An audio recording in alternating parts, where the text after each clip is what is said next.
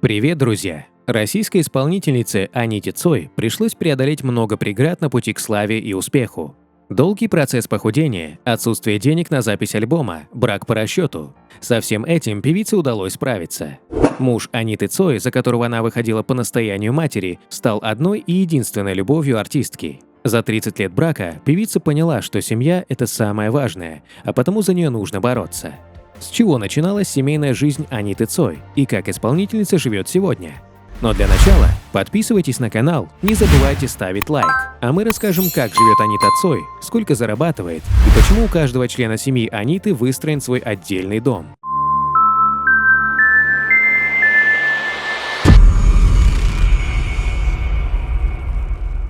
Родилась Анна Ким 7 февраля 1971 года в Москве. Мама очень хотела назвать ее Анита в честь Аннет Ривьер, героини произведения «Очарованная душа». Но работники советского ЗАГСа отказались регистрировать девочку таким именем, поэтому пришлось записать ее как Анну. Отца девочки звали Сергей Ким. Он оставил семью, когда ей исполнилось всего 2 года. Причина такого поступка поражает своей несуразностью. Он хотел сына, а родилась дочь. Анна осталась мамой, Юн Элоизой Санхымовной, химиком по образованию, впоследствии доктором химических наук. Других родственников у них не было. Анна наполовину узбечка, наполовину кореянка. В детском саду, а потом и в школе к девочке относились достаточно предвзято. Ее дразнили обидными прозвищами, и все из-за внешности. Анита всегда говорила, что в душе она русская с восточной внешностью, и этот диссонанс всегда вызывал отторжение окружающих. Творческие наклонности дочери мама заметила еще в раннем детстве, и поэтому записала ее в музыкальную школу. Обделенная дружбой и вниманием ровесников, Анита много времени проводила одна, и музыка заполнила эту пустоту в общении. Но и здесь ее ждало разочарование. В учителя ей достался очень жесткий человек, который не прощал ни малейшего промаха во время урока. Стоило хоть раз ошибиться, он тут же ударял ее смычком по рукам, и после одного из таких уроков Анна пришла домой со сломанной рукой. Но девочка очень любила музыку, и поэтому спустя некоторое время снова вернулась в музыкальную школу. Она училась играть на скрипке и фортепиано, а потом без чьей-либо помощи осилила флейту и гитару. Музыкальный дебют девочки состоялся еще в 3 классе. В те далекие времена она понимала, что ее биография будет связана с музыкой. Но ей так надоело в жизни сталкиваться с национальными предрассудками и несправедливостью, что она решила научиться с этим бороться. И после получения школьного аттестата Ким стала студенткой юридического факультета МГУ.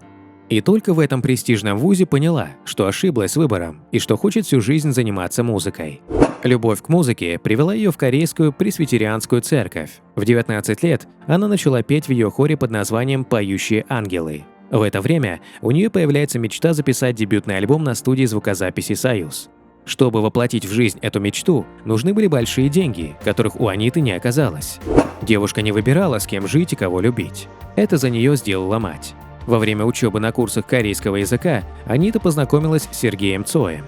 Молодой человек окончил факультет журналистики Ростовского университета и только начинал свой путь в большой политике.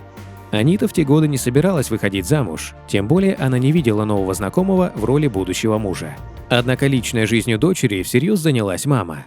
Она заставила девушку выйти замуж за Сергея. Без особого желания Анита согласилась и в 1990 году стала супругой Сергея Цоя, взяв его фамилию.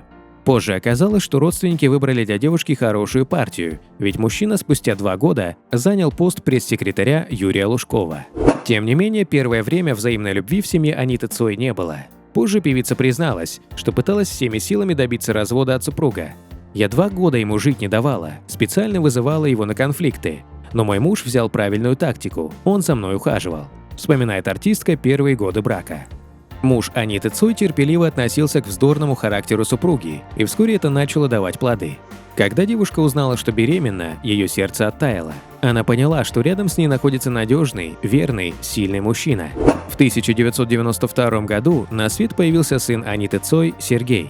Родители дали мальчику и корейское имя – Чхве Чан Сок, которое в переводе означает «большой и умный». После рождения сына женщина столкнулась с новой проблемой. Она с юности не отличалась стройной фигурой, но став матерью, поправилась до 105 килограммов. Мужа такие изменения супруги не устраивали, о чем он ей открыто сказал. Сергей заявил, что Анита перестала быть той девушкой, которую он брал замуж. Я лила слезы у подруги и мамы, но с годами поняла, что он поступил правильно. Я решила похудеть. Муж увидел мои старания, он вернулся в семью и все стало хорошо», – рассказала артистка. Пререкания в семье возникали также по поводу желания Аниты стать популярной певицей. В понимании Сергея, женщина должна сидеть дома, заниматься воспитанием детей. Но упрямство и целеустремленность Аниты взяли верх. Вместе с соседкой девушка решила заняться торговлей. Ей удалось отыскать родственников в Южной Корее.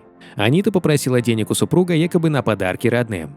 На всю сумму исполнительница накупила вещей, которые планировала перепродавать.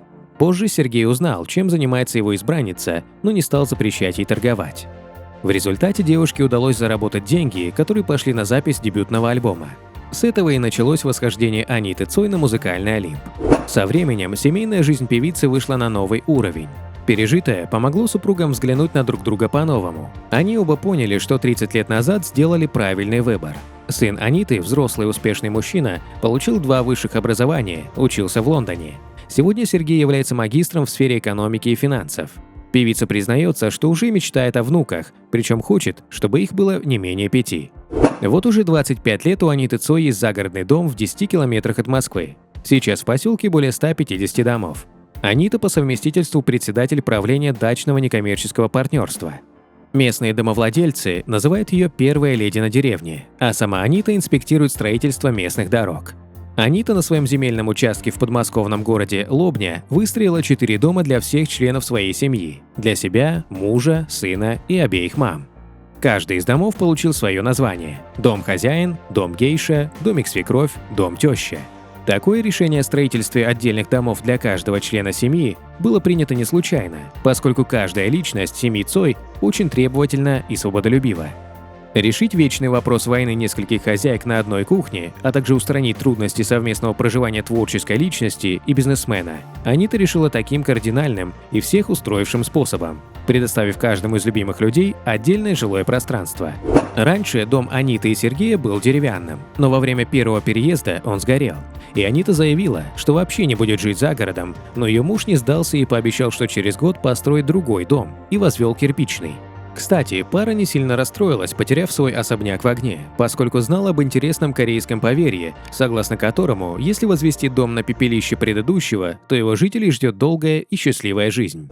Анита была уверена, что шоу-бизнес и огород – вещи несовместимые, но как только дотронулась до земли, поняла – не может никуда от нее деться.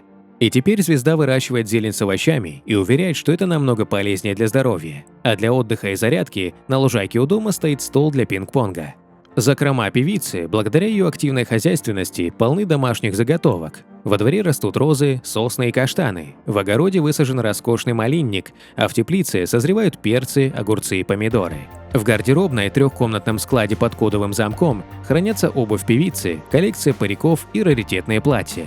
Последние, по словам Аниты, когда-то сыграли большую роль в ее жизни. Этажом ниже Анита делает домашние заготовки, закатывает лечо и компоты. Как признается звезда, она обожает готовить. Поэтому от нее не уходит муж, шутит она.